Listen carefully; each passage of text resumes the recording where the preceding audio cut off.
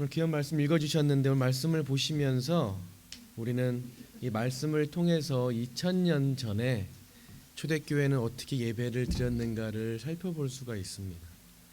당시 교회는 신약 성경이 완성되어 있지 않은 상태였습니다. 그래서 사도들이 편지를 쓰면 그 편지를 보냅니다. 그 편지를 받은 교회들은 그 편지들을 회람하게 되죠. 그래서 요한계시록에 보면 요한이 편지를 보내면 반모섬에 있는 요한이 편지를 보내면 그쪽에 소아시아 지역의 7교회에게 이렇게 회람되어 가는 모습을 보면서 한 교회 한 교회 한 교회에게 보내는 편지를 볼 수가 있었죠. 오늘도 마찬가지로 사도 바울이 에베소 교회에게 편지를 보냈습니다. 바울은 자신의 편지가 읽혀질 때 그 성도들 가운데 자녀가 있을 거라고 생각을 했죠.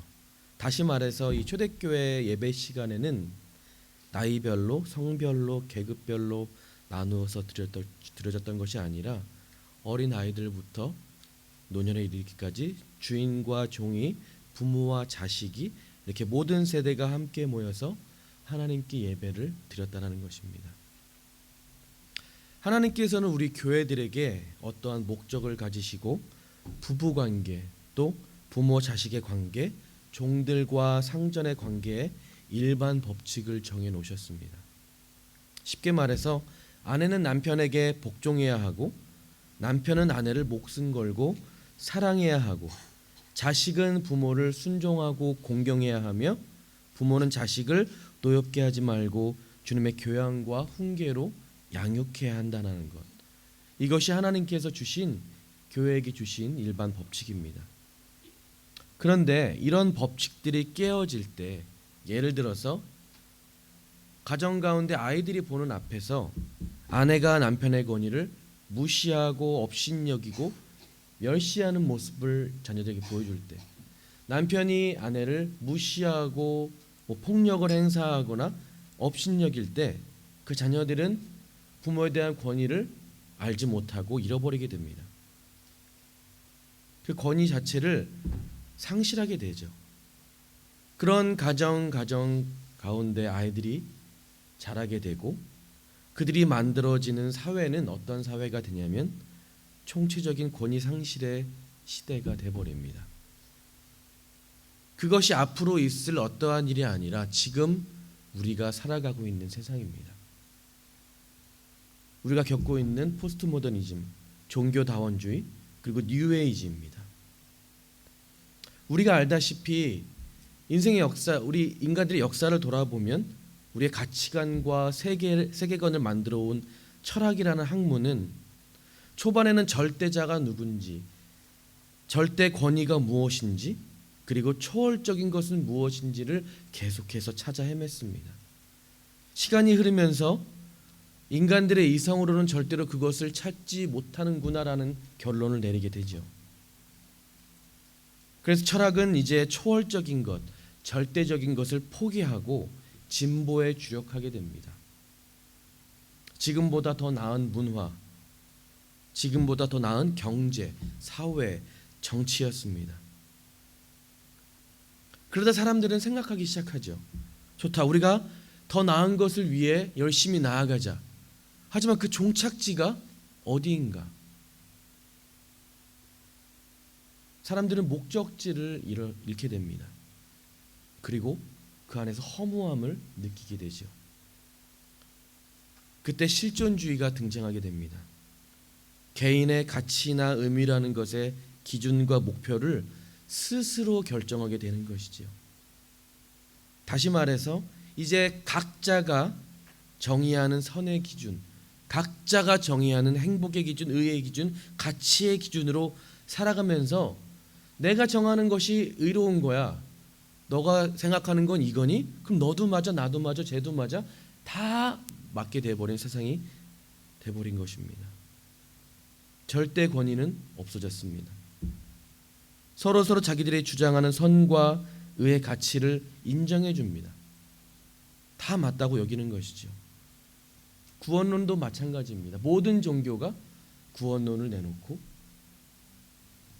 산 정상을 올라가기 위해서 저리 가든 일로 가든 가기만 하면 되는 것이 아니냐, 네 길도 맞고 제 길도 맞고 다 맞다, 이렇게 돼버린 것이죠. 근데 이 모든 것들의 시작이 바로 권위를 잃어버리게 만든 가정이라는 것입니다. 그만큼 부모로서 가정에서의 교육은 너무나 중요합니다.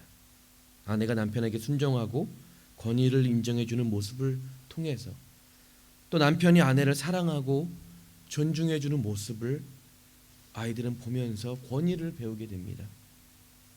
그리고 그 권위를 주신 절대자 하나님의 권위를 인정하고 배워갈 수가 있다는 것이죠. 그러기에 오늘 말씀은 정말로 중요합니다.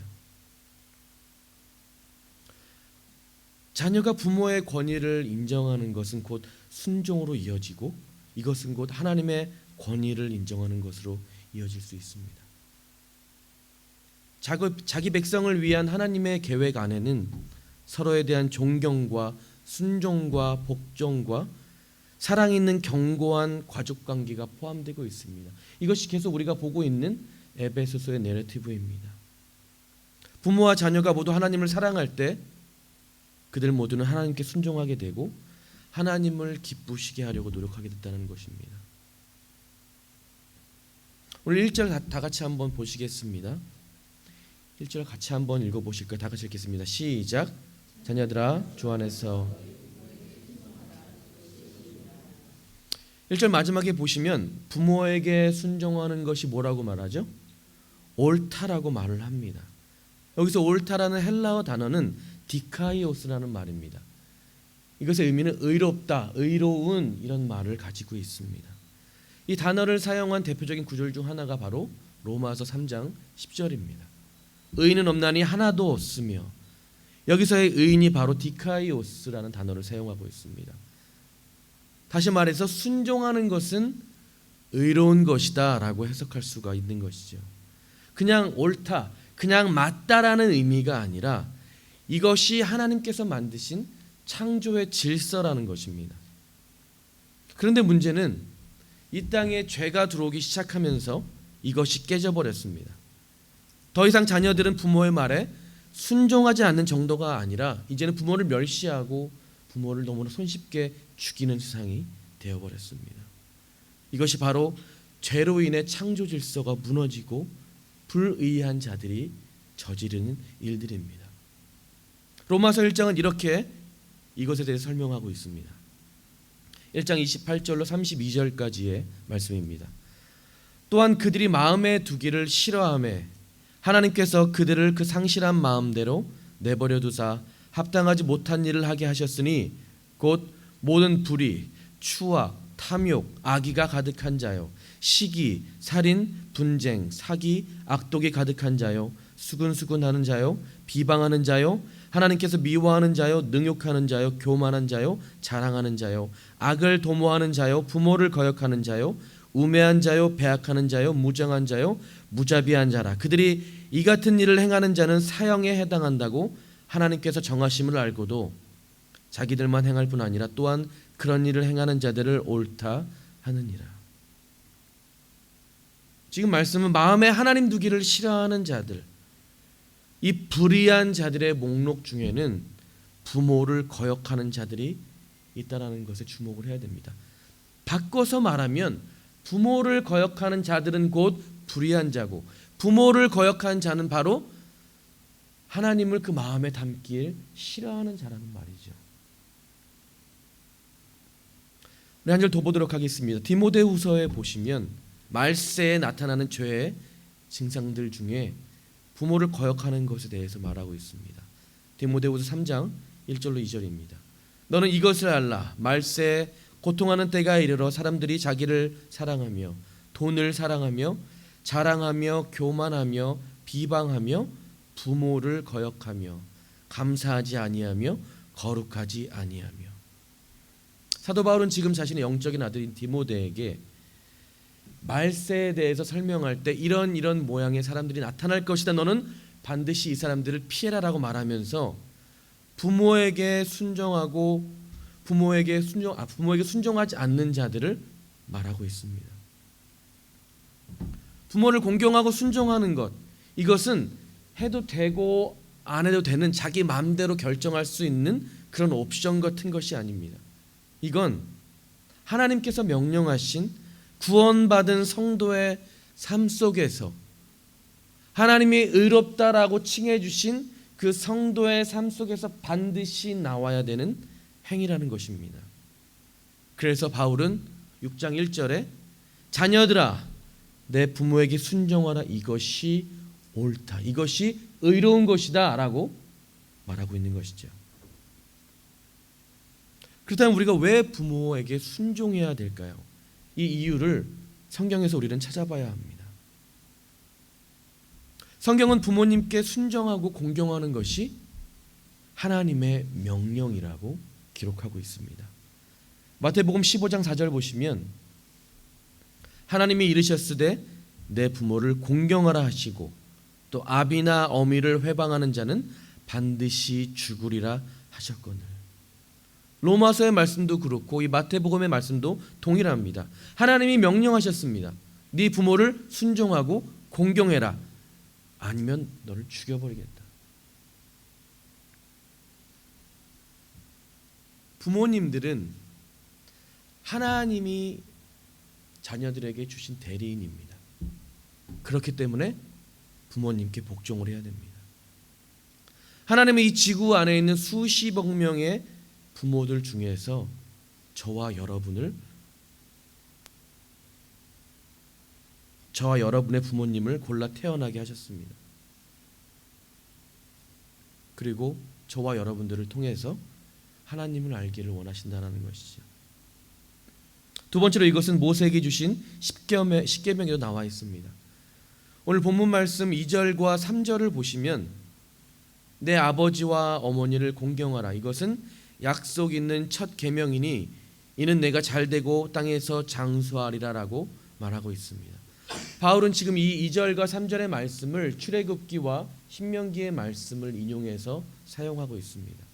출애굽기 20장 12절 말씀과 신명기 5장 16절의 말씀입니다. 먼저 출애굽기를 보시면 내 부모를 공경하라, 그리하면 너희 하나님 나 여호와가 내게 준 땅에서 내 생명이 길리라. 신명기 말씀을 보시면 너는 너희 하나님 여호와의 명한 대로 내 부모를 공경하라, 그리하면 너희 하나님 여호와가 내게 준 땅에서 내가 생명이 길고 복이 누리리라. 여러분 십계명 다 아시죠? 십계명은 10계명으로 되어 있죠. 그런데 그 10계명 중에 우리가 보는 것은 처음 4가지의 계명은 우리가 하나님께 대한 의무라고 생각을 하고 나머지 6개의 계명은 우리가 이웃에 대해 해야 되는 의무라고 생각을 합니다. 하지만 유대인들이 가르치는 것은 다릅니다. 그들은 모세에게 주신 2 돌판에 각각 5개의 계명이 들어있다고 합니다. 그렇다면 5계명에 나와 있는 이 부모 공경에 대한 것은 첫 번째 돌판인 하나님에 대한 의무에 들어간다고 보게 되는 것이죠. 그래서 바울이 이것이 약속 있는 첫 계명이다라고 말을 하고 있는 것입니다.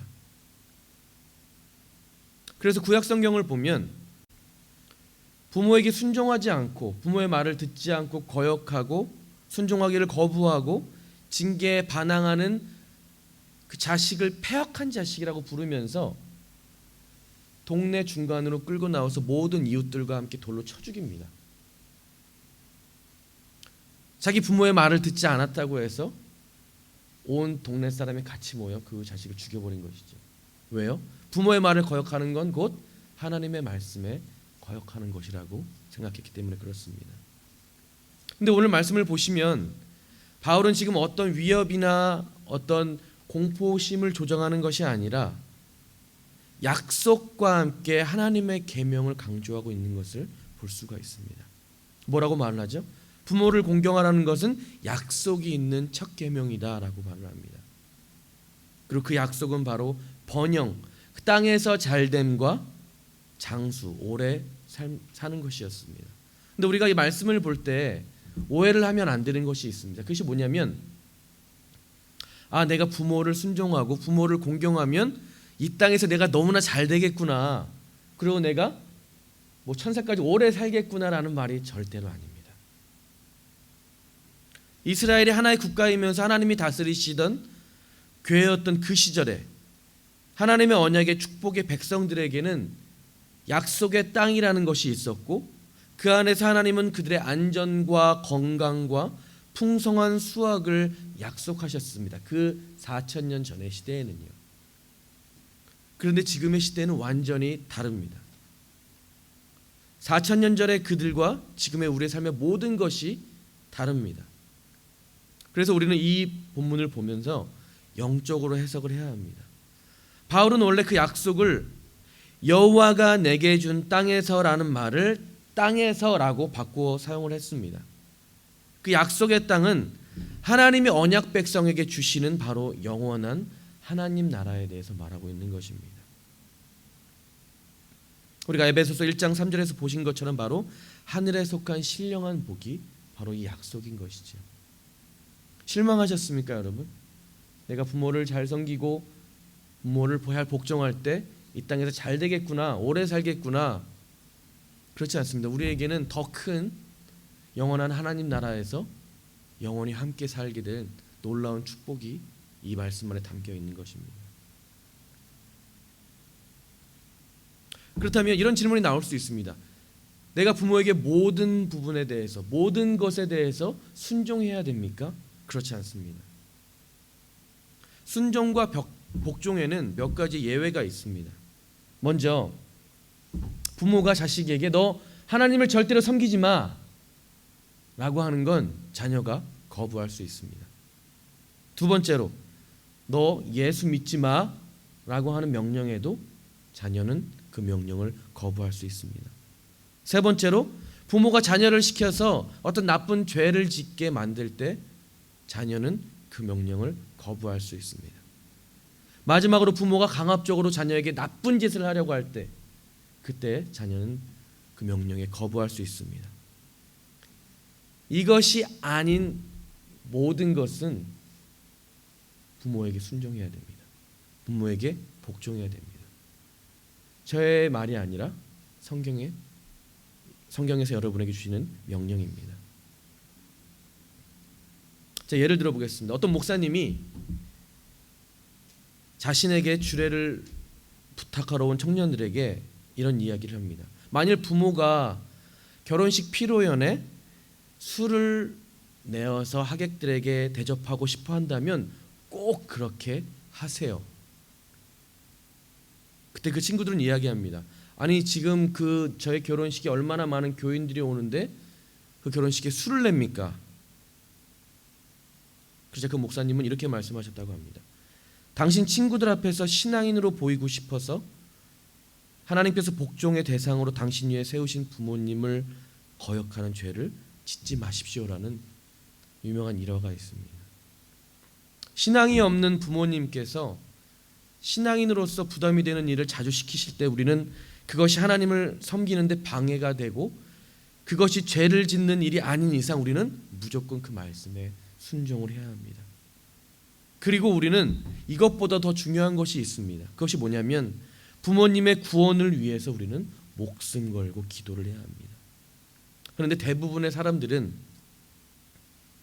자기 부모의 신앙, 자기 부모가 구원을 받는지 안 받는지는 관심이 없고 그 신앙 없는 부모의 명령에만 불만을 갖고 있습니다. 그러니 부모와 자식 간에 싸움이 날 수밖에 없는 것이죠. 이재철 목사님의 사랑의 초대라는 책에 재밌는 이야기가 나옵니다. 근대 중국의 석학이라고 불리는 오경웅 박사님의 이야기인데요. 이분은 중국과 미국과 프랑스 이 세 개 나라에서 법철학을 전공을 하셨습니다. 그리고 중국의 헌법의 기초를 만드셨고 유엔 헌장의 구성에 참여하셨던 정말 세계적으로 유명한 법철학자이자 작가이셨습니다. 또한 이분은 삶으로 자신의 믿음을 보여주는 훌륭한 그리스도인이셨습니다. 그분이 이미 중국 최고의 석학의 자리에 올랐을 때 역시 그리스도인이셨던 그분의 아버지께서 초등학교도 나오지 못한 어떤 여자를 데리고 오셔서 오 박사님에게 결혼을 해라라고 말씀을 하셨답니다. 그때 이 박사님은 두말하지 않고 아버지의 말씀에 순종을 했다고 합니다. 그리고 오 박사님은 자신의 부인을 너무나 존중하고 사랑했으며 누구보다 행복하게 살았다고 합니다. 그 부부가 결혼한 지 20년째 되는 날에 주위에 있는 지인들이 이 박사님께 이렇게 물었답니다. 박사님처럼 이렇게 똑똑하신 분이 글도 모르는 저런 무학의 아내와 사시면서 불편하거나 부끄럽지 않으셨습니까? 그때 이 박사님이 하신 말씀이 이렇습니다. 하나님은 나에게 하나님의 대리인으로서 아버지를 주셨습니다. 그리고 그 아버지의 말씀에 복종하라고 하셨고 그 복종하는 자에게 복을 주시겠다고 하셨습니다. 나는 그대로 따랐고 나는 지금 이렇게 내 아내와 너무나 행복하게 살게 되는 복을 받았습니다. 눈에 보이는 아버지에게도 복종하지 못하는 사람이 어떻게 보이지 않는 하나님께 복종을 할 수 있단 말입니까? 이런 말을 하셨다고 합니다. 바로 오늘 우리에게 주시는 6장 1절로 4절의 말씀을 근거로 아버지를 하나님의 대리인으로 믿을 수가 있는 것이었고, 아버지께서 자기에게 말씀하신 것을 통해서 하나님의 말씀으로 받아들이고 순종을 하셨다는 것이죠. 자녀된 여러분들은 하나님께 순종하기를 원하십니까? 그렇다면 먼저 그 대리인인 부모님들께 순종을 하십시오. 그것이 하나님이 보시기에 의롭고 옳은 삶입니다. 그러나 자녀만이 부모에게 순종해야만 되는 것이 아니고 부모들도 자녀를 노엽지 않게 하라고 하나님은 말씀하고 계십니다. 오늘 본문 6장 4절입니다. 또 아비들아 너희 자녀를 노엽게 하지 말고 오직 주의 교양과 훈계로 양육하라. 하나님은 부모들에게 자녀를 허락하신 이유는 거기에 따른 책임이 있다라는 말과 똑같습니다. 그리스도 안에서 올바른 훈계와 양육을 할 책임을 여기 계신 부모님들은 다 갖고 계시다라는 것입니다. 이 훈계라는 것은 헬라어 단어로 파이데이아라고 부릅니다. 징계와 처벌의 의미를 갖고 있습니다. 이 단어를 쓴 구절 중에 하나가 히브리서 12장인데요. 히브리서 12장 초반에 보면 계속해서 징계라는 단어가 사용되었습니다. 특별히 6절 보시면 주께서 그 사랑하시는 자를 징계하시고 그의 받으시는 아들마다 책짓질을 하심이니라 하였으니, 여기서 바로 징계가 파이데이아, 훈계입니다. 그런데 여기서 우리가 굉장히 부모님들께 우리가 자녀를 징계할 때 조심해야 될 것이 있습니다. 그것이 뭐냐면 그 동기가 투명해야 된다는 것입니다. 무슨 말이냐면 내가 자녀를 징계해야 될 때, 예를 들어서 매를 들어야 될 때, 그때는 부모가 화가 났을 때, 내 자존심이 상해 있었을 때, 나의 기분이 나빠 있을 때 자녀를 징계하는 건 굉장히 위험하다는 것입니다. 그래서 아이를 훈계하거나 징계할 때는 먼저 자신을 통제하고 자신을 절제하고 감정 조절이 필요합니다. 보통 많은 분들이 그러시진 않겠지만 우리가 자녀를 훈계할 때 그 전에 있었던 어떤 상황들과 함께 이렇게 폭발할 때가 많잖아요, 그죠? 그래서 그것 가지고 그렇게 아이들을 훈계할 때가 많다는 것입니다. 아이들에게는 꼭 이런 느낌을 당해서는 안 됩니다. 예를 들어서 나는 지금 무시당하고 있거나, 나는 부모님 앞에서 완전히 굴욕을 당하고 있거나, 나는 사람들 앞에서 창피를 당하고 있다라는 생각이 들게 벌을 주어서는 절대로 안 된다는 것입니다. 그게 바로 아이들을 노하게 하지 말라라는 말씀의 의미입니다. 여러분, 자녀는요 우리의 소유가 아닙니다. 하나님께서 여러분에게 맡겨주신 하나님의 자녀입니다. 그런데 그 자녀가 나의 소유, 내 것이라고 생각하게 되면 그때부터 자녀를 대하는 우리의 태도가 달라지기 시작합니다. 우리는 그 자녀에게 집착을 하게 됩니다. 그 자녀를 내가 이루지 못한 것을 대신 이루어주는 대리만족의 수단으로 우리가 충분히 사용할 수 있다는 것입니다. 여러분, 우리의 자녀는 절대로 우리의 것이 아닙니다. 하나님께서 여러분에게 맡겨주신 하나님의 것입니다. 반대로 말하면 우리는 최선을 다해서 진짜 아버지이신 그분이 원하시는 대로 양육해 드려야 된다는 것입니다. 잠언 22장 8절에 보시면 이렇게 나와 있습니다. 마땅히 행할 길을 아이에게 가르치라. 그리하면 늙어도 그것을 떠나지 아니하리라. 이 길은 구원의 길이겠죠. 이 길은 우리 가정을 통해서, 우리 부모를 통해서 하나님을 알게 하는 길이겠죠. 내 아버지와 어머니의 등을 통해서 우리의 자녀들은 하나님의 사랑을 알게 되고, 그 사랑을 통해서 하나님을 알게 되고 권위를 알게 되며 그 권위 앞에 순종할 수 있는 자녀로 설 수 있게 되라는 것이죠. 그리고 나이가 먹어서도 하나님을 순종하는 법, 하나님을 경외하는 법 놓치지 않게 된다는 그런 의미입니다. 그래서 옛적 우리 어르신들이 하시던 말씀 중에 밥상머리 이 밥상머리 교육이 정말로 중요한 것입니다.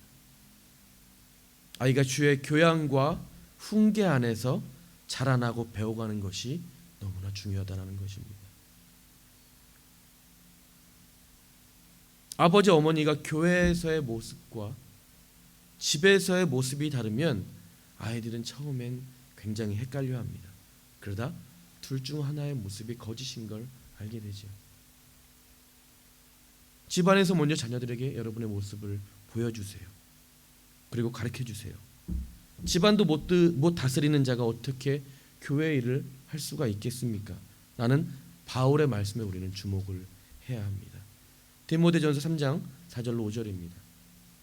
자기 집을 잘 다스려 자녀들로 모든 단정함으로 복종케 하는 자라야 할지며 사람이 자기 집을 다스릴 줄 알지 못하면 어찌 하나님의 교회를 돌아보리요. 말씀을 정리하겠습니다. 자녀가 부모에게 순종하는 것, 그리고 자녀가 부모의 권위에 순종하고 복종하는 것은 곧 하나님께 순종하고 복종하는 첫 걸음입니다. 오늘 말씀을 들으면서 이게 내 아들이 들어야 되는데 내 딸이 들어야 되는데 이렇게 말씀하시면 안 됩니다. 오늘 말씀은 자녀들에게만 적용되는 말씀이 아니라 하나님의 언약 백성으로서 우리는 순종과 복종과 또 양육과 훈계를 통해서 우리의 거룩을 계속해서 다듬어 나가야 되는 것이고 우리는 하나님의 자녀로 자라나는 것입니다. 우리가 부모님께 드리는 순종과 공경을 통해서 우리는 영원한 하나님의 나라를 상속받게 되고 그 땅에서 우리는 영원히 살 것입니다. 이것이 우리에게 주신 하나님의 약속입니다. 여러분 부모님께 순종하시고 부모는 아이들을 주의 교양 안에서 잘 양육하시기를 여러분의 가정 가운데 하나님의 다스리심과 인도하심이 충만한 가정 되시기를 주님의 이름으로 축복합니다.